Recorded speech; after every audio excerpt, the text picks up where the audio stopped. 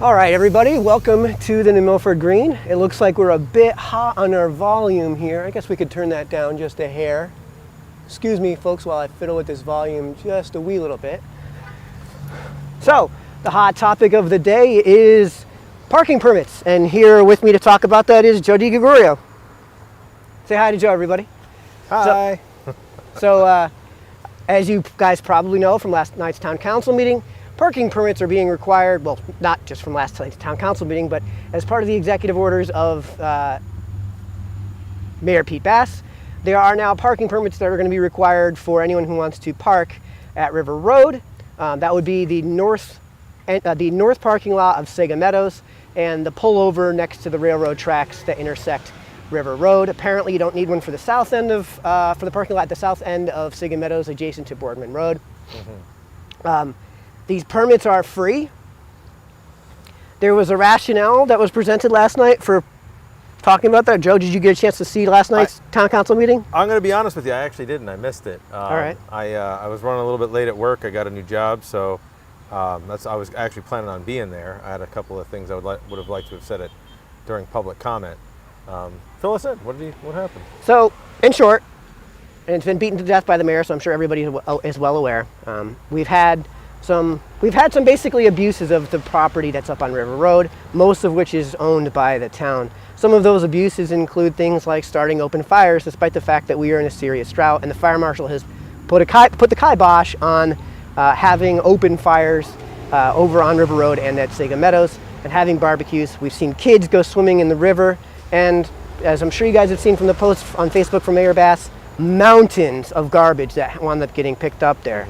Last night, this was on the agenda because in order to enforce the parking permitting, we're going to need a lot more overtime from the police to the tune of $12,000 to get us through the rest of the year. That was taken out of the contingency fund.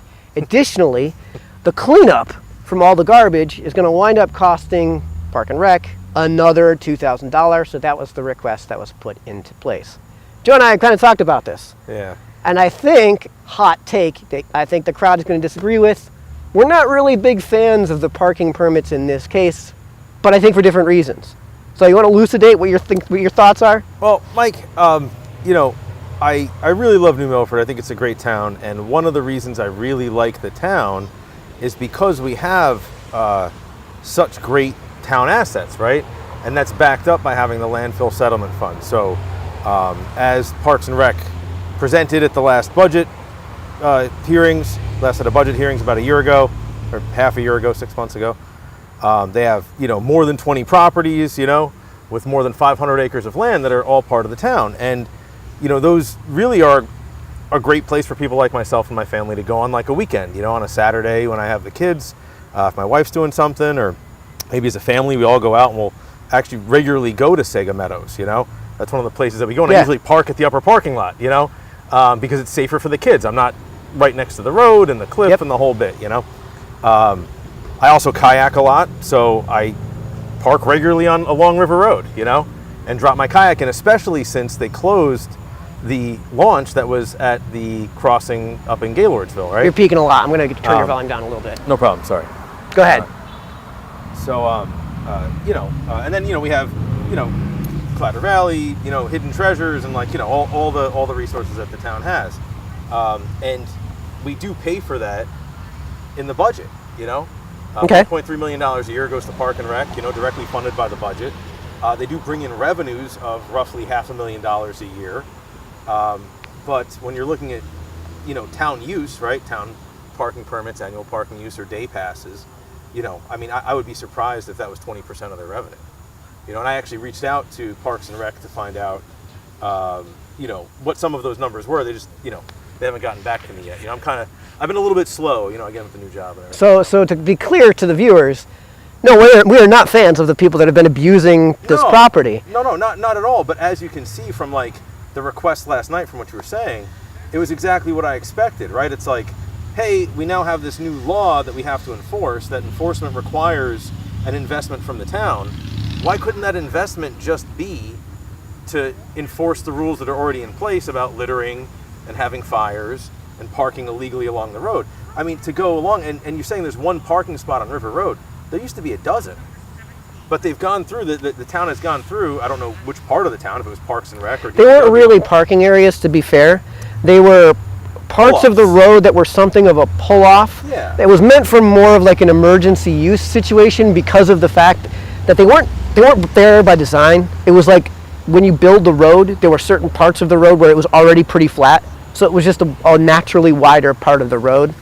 And they left that intact because of the fact that there may be a need at some point to bring in an emergency vehicle to those places.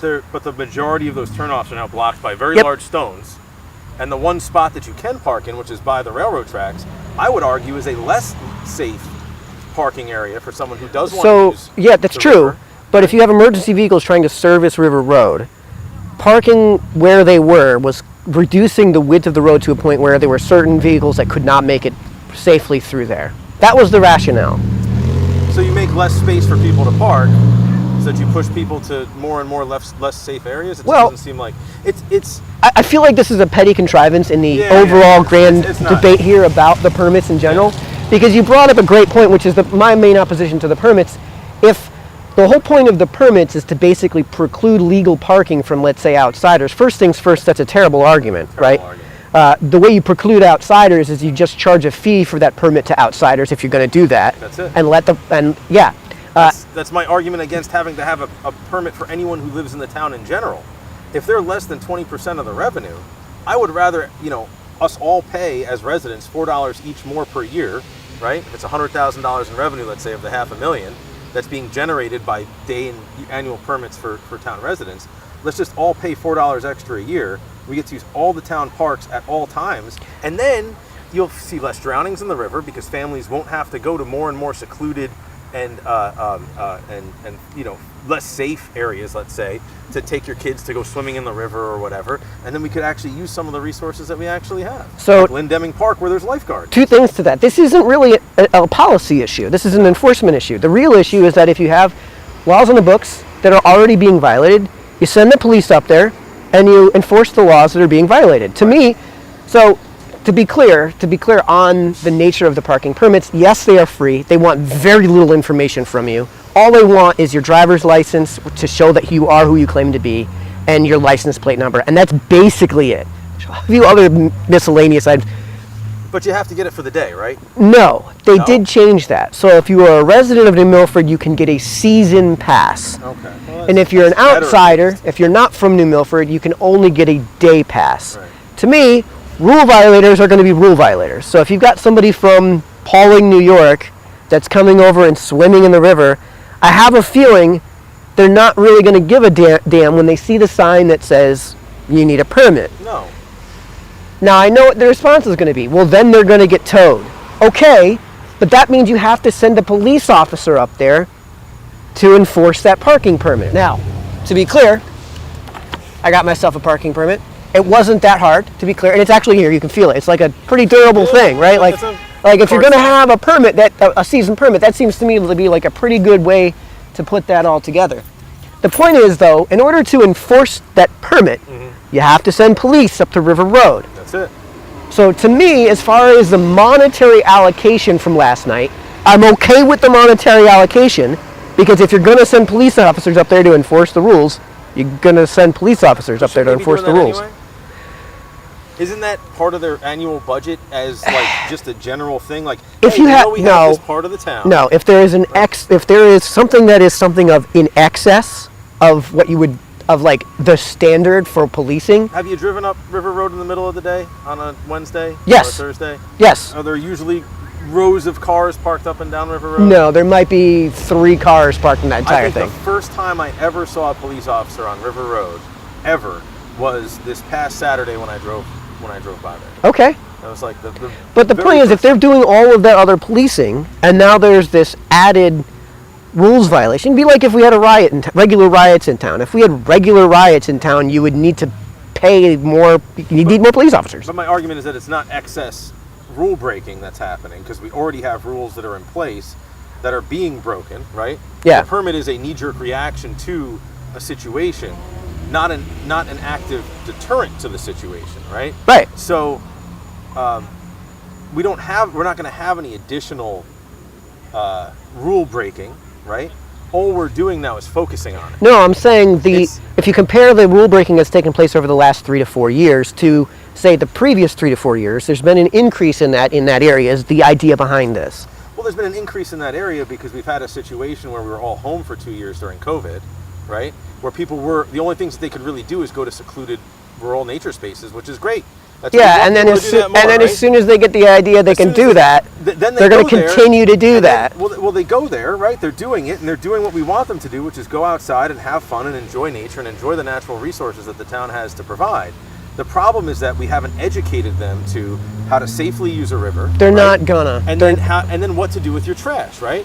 I would say if you're worried about trash, a better way to go would be to put a garbage pail where you know people are going to aggregate, and then periodically have a police officer go by and see if you see people littering. So I'm going to take the even more libertarian approach, which is that we shouldn't do this. There are volunteer groups. I would be happy. Yeah. I would be happy to set up, say, a bi-monthly, once every other month, trash pickup. Joe Caranta did that awesome event a couple of years ago. Shout out to Joe and Advanced, right? Fair.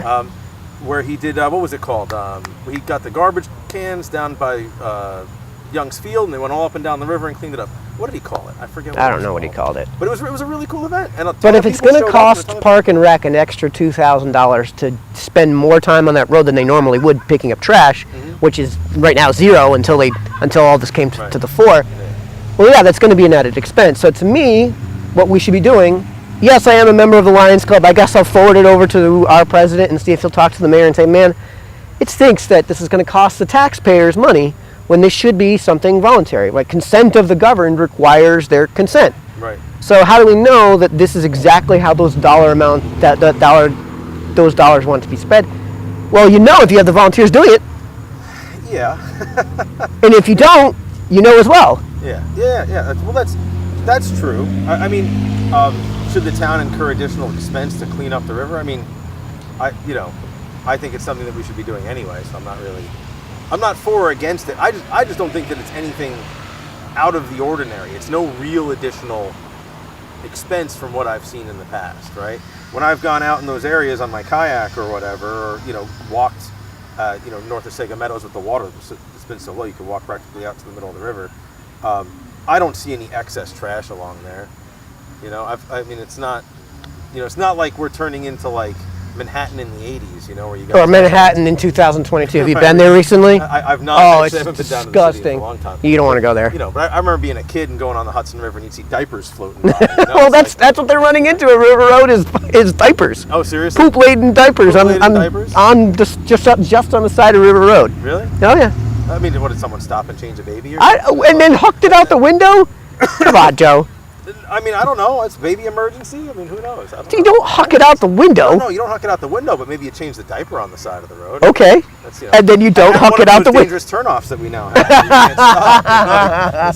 No, or you deal with it because you're a parent and you go down, another half mile down the road. There's places to pull over. All right. What is restricting access to these things really ultimately doing? Well, they're not even necessarily restricting the access because they have to enforce it. No, they are, because they're putting rocks in front of the places where people That's go. True. They put gates up in Gaylordsville.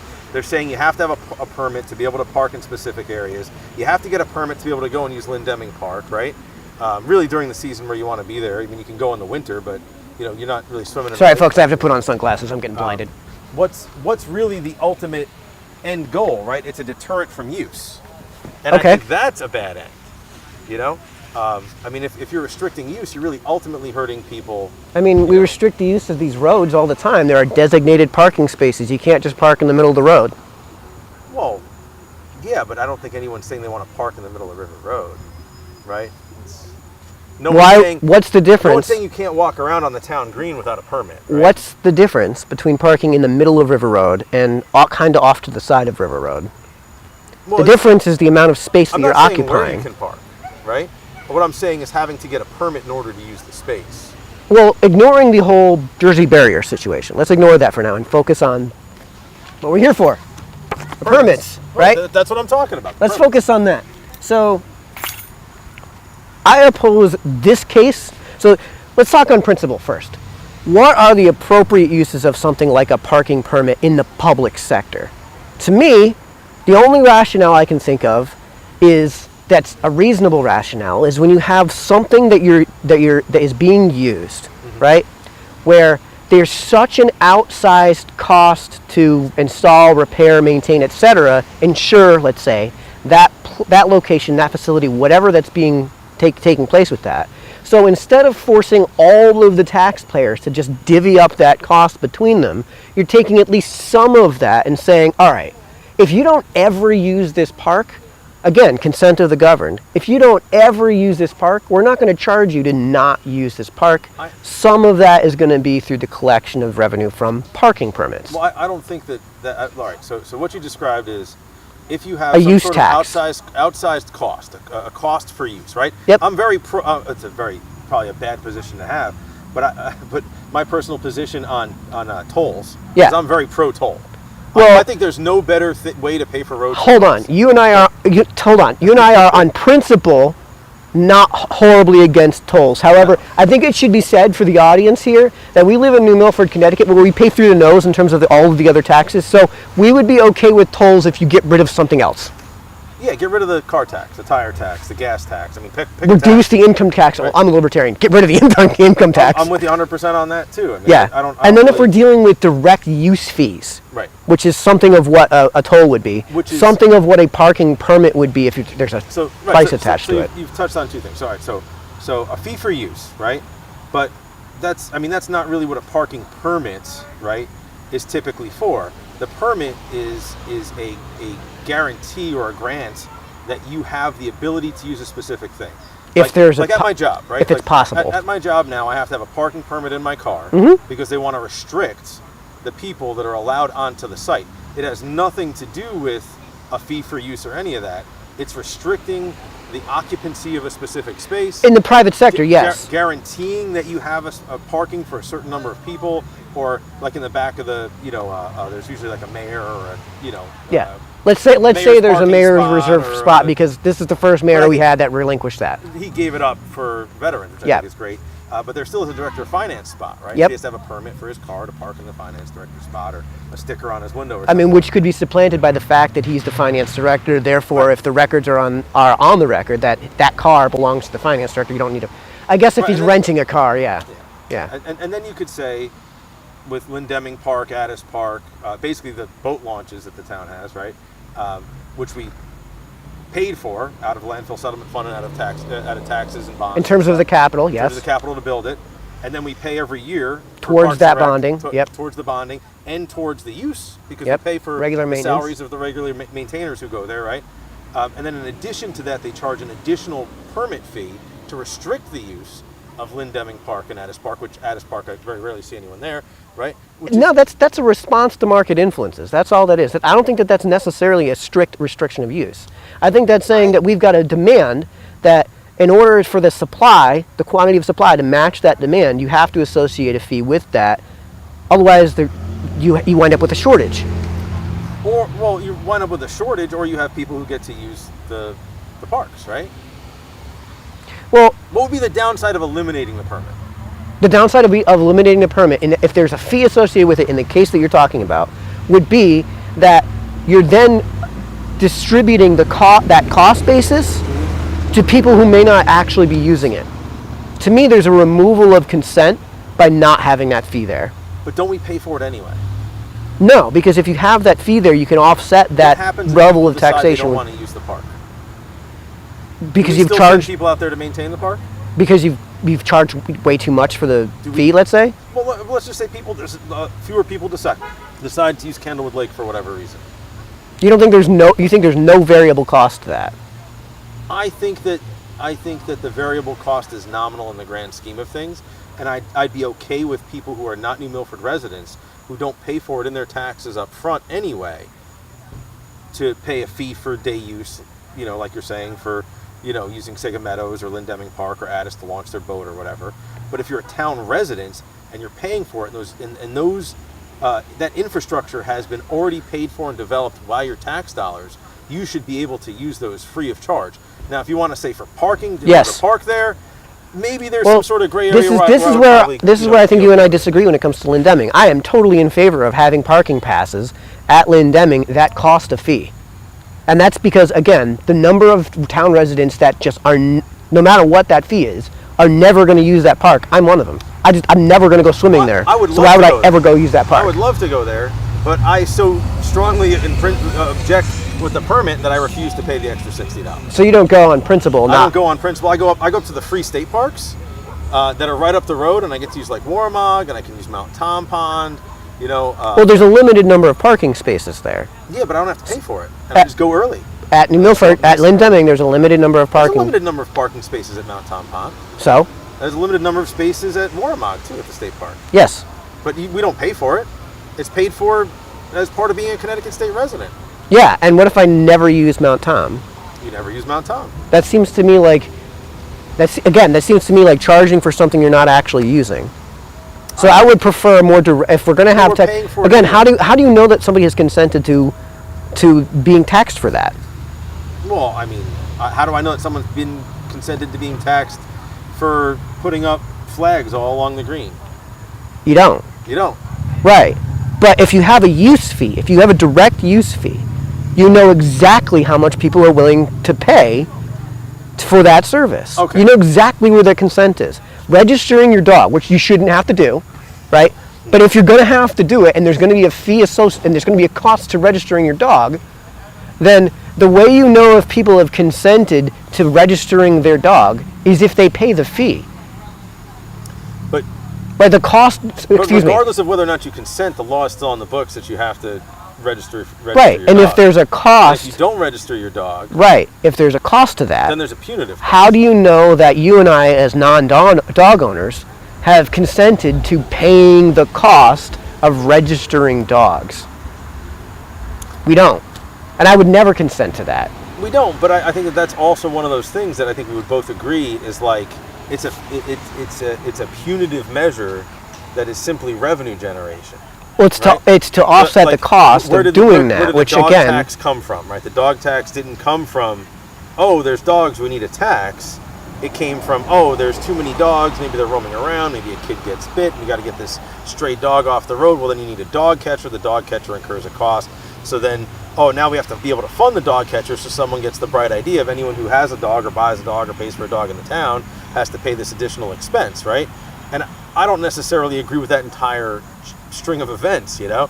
Well, again, on principle, I agree that you shouldn't have to register your dog. Yeah, I don't think, it's a silly thing that you should have to do is register. But if you have to, you know there's going to be a cost associated with that. So in order for you to determine if somebody consents to paying for that cost, it's more obvious if there's a direct use fee than if it's just a broad tax. For example, when you're using the roads, I think that if you said that at the time that you purchase a dog, right? At the time that you purchase a dog, there's an additional fee that is the registration of the dog to you, right? Then it's built into the cost of the purchase, right?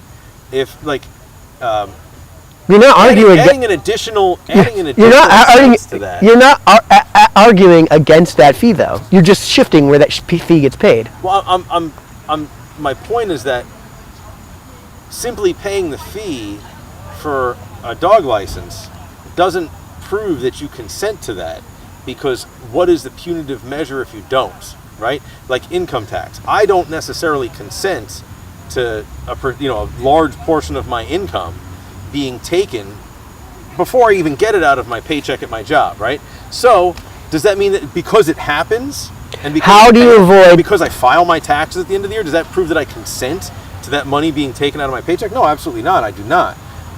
But it's something that you have to do because the cost of not doing it is so high. Well, no, it's an avoidance. How do you avoid paying for the upkeep and maintenance of Lynn-Deming Park if you're not using it? We pay for it anyway. No, I'm saying. But we do. Stop, Joe. If you have the use fee there, then you can avoid the use fee pay to rebuild the house and the dock and all the infrastructure at Lynn-Deming Park? So it offset at least some of that level of taxation. I don't think that it does. Overall, unless you're collecting zero, then it necessarily does. Well, but it offsets a portion of it, sure, a small exactly, portion. And that's the point. Maybe the boat slips. Maybe I can avoid that cost. I can avoid paying that tax by not going to Lynn-Deming. I can avoid the registering of the dog tax and the cost that goes By into not registering buying a dog. by not buying a dog. Yeah, but that's not an answer to the. I can avoid It's not like- I can avoid the toll of the George Washington Bridge by not going across the George Washington Bridge. So if I live in There's a Rochester, New specific York, behavior that we don't want Mike to do. I'm getting very clearly that the thing that we should do is create an additional tax for that behavior, and you will just patently avoid it, regardless of what it is that you want to do. here's what I mean. If you're in Rochester, right? You live in Rochester, New York. You know New York well enough to know how far away these places are, right? Let's say you live and work in Rochester, New York, and your family is somewhere between Syracuse and Buffalo. Are you ever going to use the George Washington Bridge? No, So why should you be taxed for it? that's a toll for use. Exactly the Now, same thing. Why couldn't we It's say, exactly the same why thing. couldn't we say, hey, at Lindemming Park, right? New Milford residents could use all New Milford town parks. This is what I would honestly like to see happen.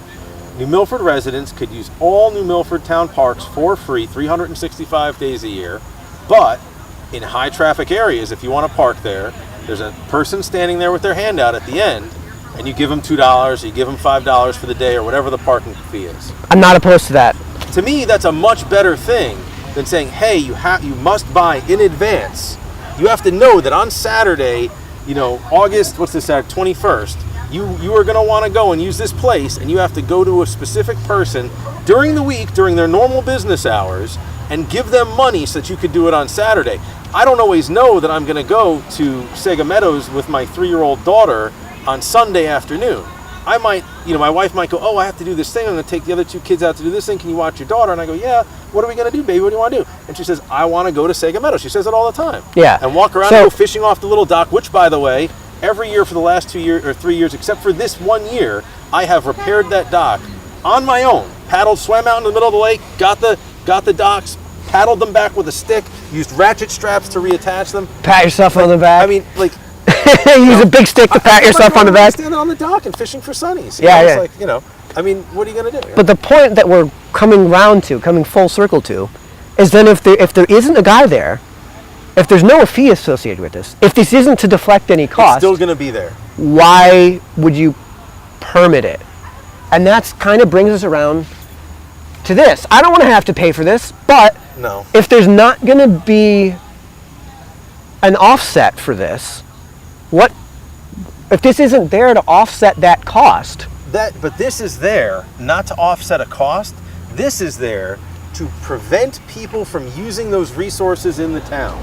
That's what I'm saying about the Jersey barriers or the stones or whatever you want to call them. And this particular instance, this particular permit, is a punitive measure to stop people from using a resource in the town that should be free for their use because we've paid to build it, we've paid to maintain it, it's in your taxes every single year, regardless of how much revenue we generate. Right, and to be fair, what winds up happening is because it's purely punitive. The only people that make out from all of this are the tow companies. And obviously the police department, who's now going to get some overtime and some extra money, which I love the police department, but I kind of feel like if they it's not a windfall for them. If they drove by there maybe slightly more frequently, then there wouldn't be a need for any of this. There I think we've wrapped this at all. So here are some of the arguments that I heard last night. Right, I'll give an argument in favor, and I'll give an argument in opposition. I'll give you the argument in opposition that seemed to be, well, it came from a certain side of the room, and I think you'll be able to figure out which side it came from, which is, what message does this send? Do you like that argument, or do you think that's a weak argument in the grand scheme of things? What message does it send? The message that it sends is, we don't want you to use these resources. And I think that's very negative. And it also says, we don't want to get people outside using these natural resources. Well, from outside of New Milford. And quite frankly, that's me as a weak argument. We are our own town. New Milford is New Milford, not Brookfield. Yeah, but New Milford. There's a reason these borders exist. Yeah. Yes, and I agree with that. I mean, it's a nation borders, right? The whole thing, right? But we aren't just New Milford, and I think we also need to recognize that we actually do depend a lot on the surrounding areas, right? People from the surrounding areas come to New Milford to use our resources, and that stimulates our economy. The more cool things we do, when we have, goat days or teddy bear festivals, or which to me makes the what message does this sound kind of a weak argument, because the reality is that if you have people coming from the outside to New Milford, you necessarily have an attractant to New Milford. Right. There is necessarily going to be a revenue draw in coming to New Milford, even if that's simply something like a long-term thing where, you know, it's a 30-minute drive up to New Milford to go hang out at all these parks. Why don't we just go live there? Right. Or, hey, New Milford has now created this thing that stops me from using that cool resource that I used to use. Now I'm not going to go there. Right. Well, Right, like I'm saying about me, like I don't use Lindeming Park. I go up to Bantam or New Preston. well, again, or the Litchfield. response to that, and this is why this is such a weak argument, is just this is New Milford. Deal with it. If you want to live here, you can live here. Well, I mean, that's Right, we're sick and tired of, and we know that these people are not from New Milford. We're sick and tired of people from outside New Milford ruining our parks. So is the answer? I'm not saying to I do actually as much as you can to dissuade them from coming here, and being able to leverage the money that they're going to spend and the resources that they are going to bring and provide and stimulate our economy, or is it better to say, hey, we have a few people out there who are the rotten apples, proverbial rotten apples, that are spoiling it for everybody, right? Let's focus on figuring out who those people are and stopping them from creating. And again, the response is just going to be, it's going to be easier to just do this. And I'm not saying that I actually agree with the steel manning position I'm doing for you right now. I know. Right? But it's a weak argument. The optics argument is the weakest of the arguments. It is the most persuasive. By the way, I'm going to introduce Mike's theory. The strength of an argument is inversely proportional to the effectiveness of the argument. I don't think that's 100% true, but I think that there are times where people rely more on emotion than they do on logic. Yes, the emotional appeal. The reason people vote for a president more often than not is because of character, because they like the person. It wasn't a referendum on Joe Biden, it was a referendum on Trump. Correct. And it was a referendum in 2016 on Hillary Clinton, not on Donald. How many times have you heard somebody say, I'm going to vote for this dude because, man, it seems like I could sit down and have a beer with him? It's like, okay, I mean, but that happens. You know? Yeah, but at the same time, that's a really weak argument. I've done it, you know. Voted for a guy because you felt like you could sit down and have a beer with a guy? Sometimes because I have sat down and had a beer with them and I've liked them as a person. So that's an optics argument. Well, I think it's an emotional argument. I think it's like, it's a relatability argument. Like, hey, I may not agree with you 100%, but I like you enough to trust you to be able to make a good decision. The what message does this send argument in this case is an optics argument. Right. What does this make us look like? Right? I think it makes us look then like there's, a bunch of jerks. Above that is the practical argument, which is, I think, the more persuasive argument, even though it's not going to be, which is, if you have to go policing for this, then you have to go policing for everything else. Right. So why bother? So that's a practical argument. Right. You're creating another layer of bureaucracy that is inevitably going to be expanded. And I think that's also emotionally why I have such a visceral reaction to seeing these sorts of things, where it's like, where I'm driving to the spot that I like to go to and I can't use it. It's like, I get emotional about it and upset because I know it's going to expand, and it did. It started with the bridge in Gaylordsville a couple of years ago when the guy drowned under the bridge, which was terrible. We don't want people to drown in the river. You shouldn't go out in the river and swim if you're not a strong swimmer, let alone can't swim at all, right? And then it expanded. Then it started down River Road, putting up Jersey barriers and blocking things off. And it's just going to, my fear is it's going to expand more.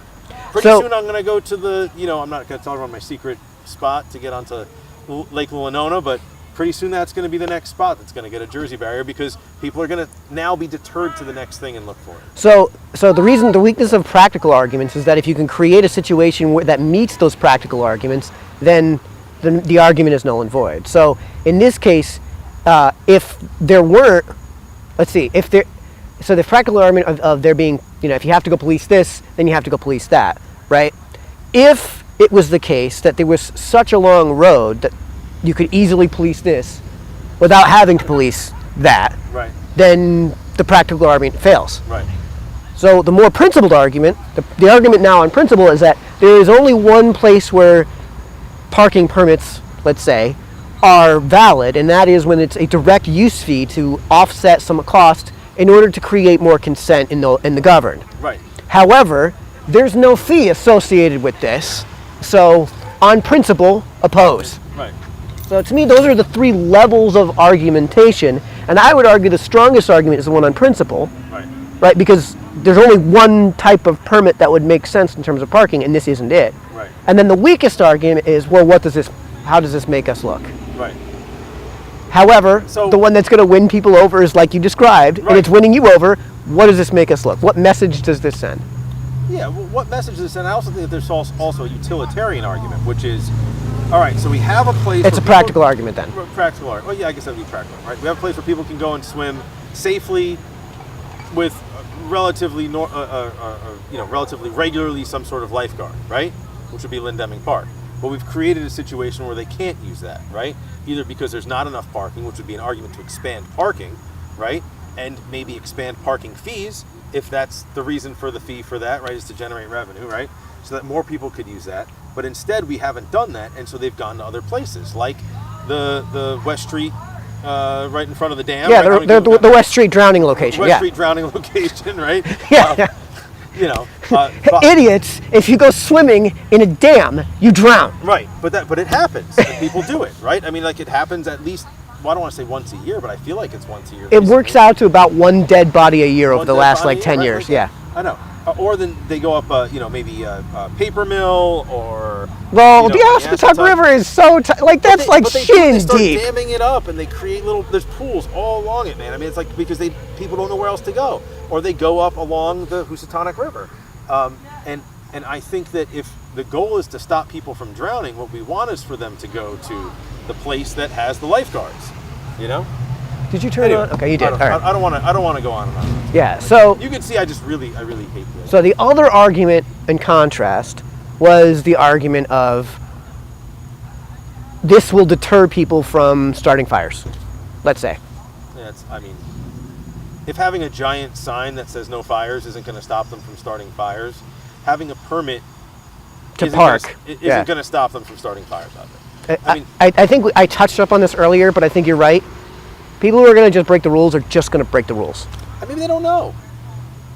Well, I mean, if you come in from New Fairfield and you go to River Road and you don't have a reason to know that it's no longer you're no longer allowed to park there without a permit, and you just show up, and it's a Saturday, And now and you're going to get towed.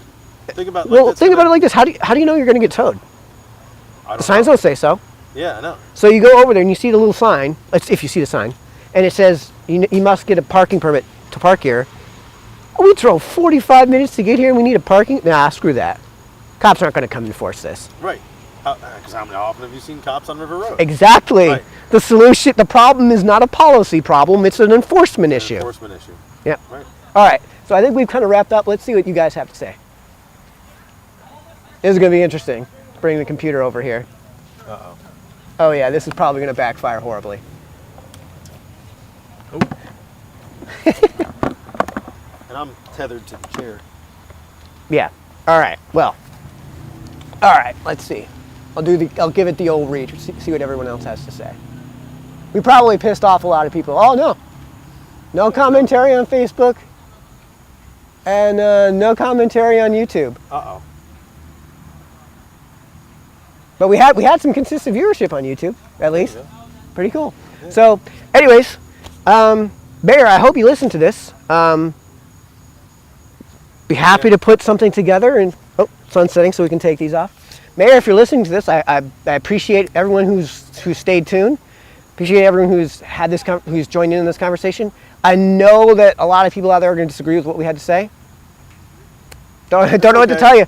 Mayor, if you're listening, again, thanks for listening. And if anyone agrees with me that we should all be able to use all town parks in New Milford for free, I would love to it's not for free. It comes out of your taxes. Yeah, well, it would come out of your taxes anyway. If you'd like to have an ordinance for that, let's get together, let's put together an ordinance and get some people to sign it and get a vote on it. And if you don't want to have Parks and Rec pay for the cleanup, let's talk about getting some volunteer organization together. Pete, reach out to me. Let me know how much you think it's going to cost to maintain over the course of a year. And let me know what you think it would take in terms of a volunteership. Once a month, once every 2 months, to send however many people up there with a pickup truck. And let me know too if Mike can bring his pickup truck and trailer. So I don't know what the trailer situation is. I have gloves and trash bags, man. We could just get it done. We could just get it done. Maybe I'll just schedule a date. Anyways, always grateful for the audience that stays tuned. You guys are what keeps this show running. Thanks so much. Good night, everybody. Good night.